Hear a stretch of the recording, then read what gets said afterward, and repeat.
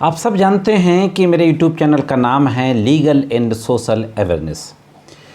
जब मैंने चैनल बनाया था तो मेरा मकसद बिल्कुल साफ था कि कानून की जानकारी के साथ साथ मैं अपने व्यूवर्स को, सब्सक्राइबर्स को कुछ सोशल इशू और कुछ मोटिवेशनल इशूज पे भी जानकारी देता रहूँगा। शुरुआत में कुछ वीडियोज लीगल इन्फॉर्मेशन के अलावा ज़रूर आए, लेकिन इसके बाद ये सिलसिला आगे जारी नहीं रह सका। अब मैं सोचता हूँ कि हफ्ते में कम से कम एक एपिसोड ऐसा लेकर के आऊँ जिसमें कानून के अलावा कुछ और बात किया करें। तो साथियों, मैं करीम अहमद सिद्दीकी एडवोकेट हाजिर हूँ आपके बीच में एक और शानदार सोशल एपिसोड के साथ। आज मैं आपको कोई कानूनी प्रावधान या किसी जजमेंट के बारे में बातचीत नहीं करूंगा आपके साथ, बल्कि एक कहानी सुनाने जा रहा हूं। बहुत ही ज़बरदस्त मोटिवेशनल स्टोरी है ये। स्टोरियां हमारे जीवन में हमें इंस्पायर करती हैं, हमें प्रेरणा देती हैं। तो आइए शुरू करते हैं। एक किसान था, वो बड़ा मेहनत से अपनी फसल में बीज बोता था और फसल को पैदा करने की कोशिश करता था, लेकिन मौसम उसका साथ नहीं देता था।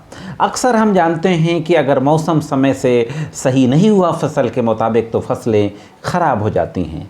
तो कभी ज़्यादा बारिश के चलते, कभी सूखा पड़ने के कारण, कभी ज़्यादा सर्दी के चलते मौसम साथ नहीं देता था और फसलें ख़राब हो जाती थीं। इसी के चलते वो किसान एक बार बहुत ज़्यादा ईश्वर से नाराज़ हो गया और इतना ज़्यादा नाराज़ हो गया कि वो शिकायत करने लगा। किसान की इस नाराज़गी को देख करके ईश्वर उसके सामने प्रकट होते हैं। जब भगवान प्रकट होते हैं तो भगवान से वो किसान कहता है, भगवान कहते हैं कि बोलो तुम्हें क्या चाहिए। तो वो किसान कहता है कि मेरी फसलों को जब पानी की ज़रूरत हो तो पानी आ जाए, जब धूप की ज़रूरत हो तो धूप आ जाए, यानी जितनी सर्दी गर्मी बरसात की ज़रूरत हो फसलों के अनुसार ही मौसम रिएक्ट करे। भगवान ने यथास्तु यानी ऐसा ही हो कह करके और वो अदृश्य हो जाते हैं। इसके बाद वही होता है जो भगवान का आशीर्वाद मिला। जब फसल को पानी की ज़रूरत होती है तो पानी बरस जाता है, जब फसल को धूप की ज़रूरत होती है तो धूप निकल आती है, जितनी सर्दी की ज़रूरत होती है उतनी सर्दी पड़ती है। यानी कि फसल को जैसे जैसे मौसम की ज़रूरत होती है उसी तरीके का मौसम होता जाता है। किसान बहुत खुश होता है। अब आता है फसल को काटने का वक्त। जब फसल को काटने का वक्त आता है और किसान खेत से फसल को काट करके खलिहान में पहुंचाता है, हम जानते हैं, जो किसान घरों के लोग हैं वो जानते होंगे कि पहले खेतों से फसल को काटा जाता था, फिर खलिहानों में रखा जाता था और महीनों तक खलिहानों में फसलों की मड़ाई हुआ करती थी। आज टेक्नोलॉजी इम्प्रूव हो गई है, आज खेतों में ही इस तरीके की मशीनें चली हैं कि वहीं पे ही भूसा और दाना अलग हो जाता है।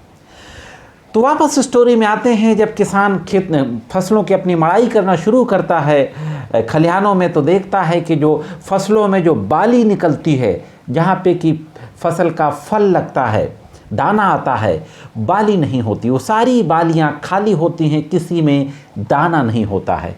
ये देख करके किसान बहुत ज़बरदस्त तरीके से उदास हो जाता है और फिर से वो भगवान से शिकायत करने लगता है। भगवान को पुकारता है, भगवान फिर से प्रकट होते हैं और भगवान से कहता है कि भगवान ऐसा क्यों किया मेरे साथ, ऐसा क्यों हुआ। फसल को जब जिस मौसम की ज़रूरत थी वो मौसम आया, मैंने अच्छे से देख रेख की, लेकिन फिर भी मेरे फसलों के बाली में किसी तरीके का कोई दाना नहीं पड़ा, आखिर ऐसा क्यों हुआ।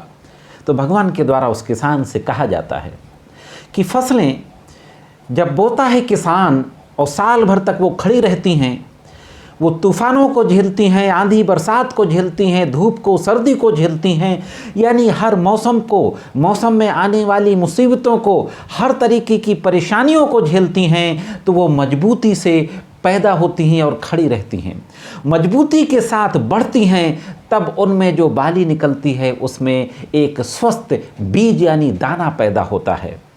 और इस तरीके से तुम्हारी फसलों ने क्योंकि किसी तरीके की मौसम की मार को नहीं झेला, इसलिए उनमें कोई दाना नहीं पैदा हुआ।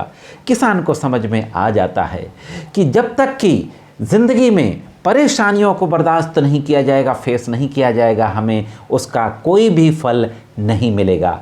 तो दोस्तों, इस मॉरल स्टोरी से हमें यही पता चलता है, मॉरल ऑफ द स्टोरी अगर हम देखें कि कोई भी व्यक्ति हो, अगर वो अपनी ज़िंदगी में कामयाबी चाहता है, अगर वो अपनी ज़िंदगी में शिखर पर पहुंचना चाहता है, तो तमाम तरीके की परेशानियों को बर्दाश्त करना होगा, फेस करना होगा, संघर्ष करना होगा। बिना संघर्ष के किसी भी व्यक्ति की ज़िंदगी में अगर कोई कामयाबी आती है तो वह उसकी कद्र नहीं करता है। बिना संघर्ष के अगर कोई भी व्यक्ति किसी शिखर पर पहुंचता है तो वहां से उतने ही ज़्यादा गिरने के चांसेज होते हैं जितना जल्दी वो वहां पर पहुंचता है।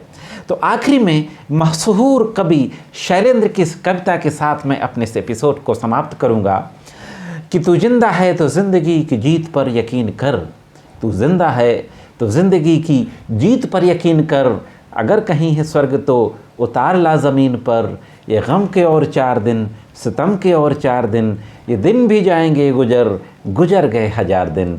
कैसा लगा वीडियो कमेंट्स करके ज़रूर बताएं। आज की वीडियो में इतना ही, मिलते हैं किसी अन्य वीडियो में कानून के अन्य जानकारियों के साथ। तब तक महत्वपूर्ण कानूनी जानकारियों के लिए देखते रहें लीगल एंड सोशल अवेयरनेस।